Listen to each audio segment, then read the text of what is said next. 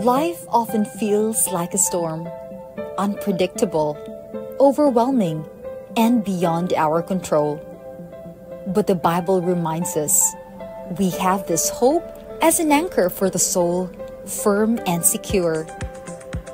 Hope in Christ is not just wishful thinking. It's a confident assurance rooted in God's promises. It steadies us when fear rises, when doubts whisper, when everything around us shakes. And when others feel like giving up, we can be their reminder that God's hope still holds. So friend, when life pulls you under, what anchor is keeping you today?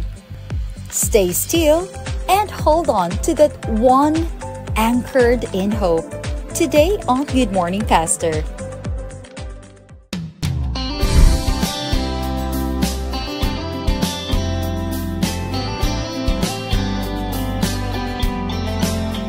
Usa ka malipayong Sabado mga kapaglaom tungod kay sa ato karong nasayran una nga Sabado sa bulan sa September. And this morning atong makauban ang atong amahan sa tanan nga mga pastor sa Southwestern Philippine Union Conference. Ulilain atong mabtikon nga presidente, Pastor Jerry Patalingo. Good morning, Good morning, Pastor. Happy Sabbath. Yeah, good morning and happy Sabbath sa tanan nato nga mga viewers karon. Primerong Sabado. Primerong Sabado. Sa Nga bato pa nila ba sa September na nanay mga Christmas songs madungog. Nigawas na daw si Jose. Kanya manguhit na ang mga apo, Pastor. So pwede na po may kapanguhit, Pastor. Oh, panguhit. Kanang kuhit permanente mo na bisag dili. Praise the Lord. Amen. Pastor, we're talking about September nga gina-celebrate ani ang mostly is the holidays of giving. Yes. The holidays where we can reunite with our families and friends, no? Kung bisag asa sila manguli gyud diri sa ilang mga Pinoy-anan. And this is also a perfect time to talk about hope. Yes. Kani pang paglaom, Pastor ba? Unsa ginamin aning hope is our anchor. Sa Bisaya pag iangkla. Nakaangkla. Nakaangkla. Oh. Yeah. Unsay pasabot ani, Pastor? I do not know kung unsang bulan na magsurong hope. Pero nga ito kung nasabtan pag-ayo, makaisigot ang hope, it's because Jesus was born as we believe and in December. So Jesus is the hope actually. Mm-hmm. So kung magunaw na ang paglaom, actually, bisan paglain nga bulan, isang in the time of September, November, December, October, basta kay doon na kay Jesus, nagipaglaom. Agree. So kumbaga, Pastor, kung mayon kag wala na jud ko'y paglaom man akong kinabuhi, meaning ana you don't know Jesus. You don't know Jesus. You don't know God's assurance sa imua. Tingali doon na kay kahibalo kang Jesus, but you are not actually fully believe and trust in Him. Muna yung problema na to. So, kulang kag pagsalig siya mo nang nawar ang kag paglaom. Or wala po kay connection gyud sa iya. Kay naigingon wing ba nga, kung amiga mo, amigo ta. Dayon kabalo ka nga close mo, close ta. So whatever life will give us, makaingi ka nga di gyud pasagdan sa akong amiga or amigo, di ba? Kay close man mo. So inana gyapon sa atong Ginoo. Pero tingali on that sense, murag dili ka gyud mas sure bitanong hope kay dunay mga amigo nimo humanly speaking, abiyaan ka, kung na sa needs. So, isa tagle guarantee. Dahil mga amigo bitaw nga, amigo pa mo kung naapa ka sa maayo nga kahimtag. Pagkalisod na abiyaan ka. Munang friends with benefits. That is why, if you talk about friends who will stay closer as a brother or kanang mulungtan bitaw yun, it's only Jesus actually. You can trust and you can be hopeful nga wala gi panahon bitaw mga kapaglao makigsunan nga biyaan kaniya. He's always there for us. The only problem usay kitay mo biya niya. Agree ko ana, Pastor, no? Sometimes God is like extending His hand to us. Correct. Pero kita mo ayaw gyud ta nga. Magpaligoy-ligoy gyud ba? Magpakibot. Pastor Dugang, giun sa pagpaligon sa saad sa Dios sa matag usa nato nga sama sa unos. Yeah, actually, kung mo tanaw ng John 14:6 bitaw, John 14:1-3, kada let not your heart be troubled. So nata sa trouble, actually, during the time of the pandemic, mo ginay-text bitaw yun, let not your heart be troubled, believe in God, believe also in me. So isa, I will come again. In other words, kung naa may unos kinabuhi sa kalibutan, ayan yung kalimti ang Ginoo. Siya nagipaglaom. Isa nga, nagkalison mo din pero isa nga, I will come again, so that where I am, there you may be also. And that's the greatest hope nga ato yung huptan mga kapaglaw makigsunan nga sa tanan nga unos kinabuhi, wala gyud laing angkor na to nga kita makapadayon sa tong panaw in this world filled with turmoils. Si Jesus ra gyud.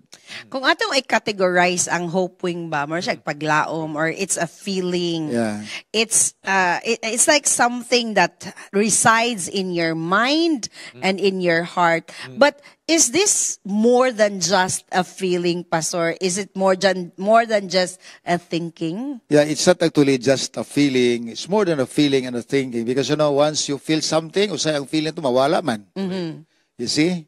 Kana bitaw sakit sa ngipon, ang feeling mo, grabe yun pag anto sakit kayo. Pagka wala na, malimot na ka. Malimot na kagisakit imong ipon. Agree! So muna gingon nila, Pastor, nga sometimes ma-discourage ka. Yeah. Gabi yun ang imong paghilak, ato nga time. Pero pag abot na pag happy na pag ka, malimot na pag atong grabe na imong hilak. Yan ay isulti ni King David niya sa Psalms 42 verse 5. Ingon niya, why I am so sad. Anong nag-uul man kay ko? Why I'm so troubled? I will put my hope in God, and once again I will praise Him, my Savior and my God. You see? Ganong mag-uol man ko. Ganong mag-problema man ko. Akong ibutang tanang paglaom diya sa Ginoo. Pero dili ba na sa yun, Pastor? Especially when you are, I don't know ha, Naskasakit ang ban. nakasakit or times nga, grabe yun ang imong naagian ba, pero napod ba kay personal nga, Pastor, experience nga, moabot sa imo ang amurag, wala na gyud ko'y paglaom? Sa ako murag wala patingali. Wow, praise the Lord. Okay. Yeah. I don't know ha, ako na po ko'y mga, wing ba, magunahon ako, mga fears bitaw, Pastor. And I think mubalik yun ta dito sa back to the altar, back to talking to God, and back to reading on His words. Because, in my case, mga kapaglaom, nagbata yung kong halisod kay Charm. Grabe kalisod. My father died when I was grade 5. And at that time, actually, that's why murag sayo ko na tigulang na hamtong is because instead of, doing everything for myself, I had also concern for my family. Actually, ako yung nagluta sa mong kamanghuran nga anak, ang manghod, 7-month-old pa. And then, ako mama nagnegosyo, so ayun habilin sa balay, ako. And then there was a time after the death of my father, I was the one actually looking for money to buy rice. And so, nahimo kang breadwinner? Nahimo kang breadwinner at grade 5 pa. Yeah. Grade 5? And then, I'm so happy nga ang tanang mga silingan na mo, makakita ka nilang ito na Coast Garden. Nila rin ko, tanawa si Chili, ito na sa garden. Anya, mamaligya, nagay ko tanon baligya. Palito yun na dahil na tanan kaya maluoy sa sakua. That's why I said, I didn't ko pasagtan sa ginawa ni. And it's because of that, actually, I built up the hope that I had and confidence nga God will provide. Nice say, no, inana, no? Kada bitang, you see God in every circumstance. Yeah. You see Him in the eyes of people, actually in your time, Pastor, sa imong neighbors. Yeah. And you witness kung giun sa kanya pagdala from that kawadon to now. Of course, dili man to pod ta makaingon nga we live in a luxurious life na, pero gaan ang pamati, Pastor, with God, confident ta. Yeah, that's very true. Yes, Pastor, sa lain-lain nga mga tao, laampoy lain-lain nga mga experience. Unsao man nato sila pag padasig, Pastor, nga dili sila mosurrender sa ilang nagian sa kinabuhi? Usara gyud akong ikahatag. Hope ti pagayo ang imong paglaom sa Ginoo. Amen. Because never in the Word of God that God will eject or reject us. He's always there for us. Muna doon ay kanta bitaw, when I was in college, I used to sing that song, pero karon mo nagnawa naman ang... Pwede po ka magkakanta karon, Pastor? Ya, mag-gitar po ka, Pastor, okay ra? Pwede na gyapon. Pero kanang bitaw nga kanta, He was there all the time. Kana ba niya sa katapusan? Yes, friends, He is there all the time. Mo ganay kuno balik-balik ko nako. Correct. It's because God is always there for us. So that's your favorite song? Oh, gina. Karon na lahi na pod. Unsa pod karon, Pastor? Karon na sa kapaglaom, when we were in Sri Lanka for 2 years, nausab ang ako yung panglantaw. Kay naikanta bitaw nga, thank you, Lord.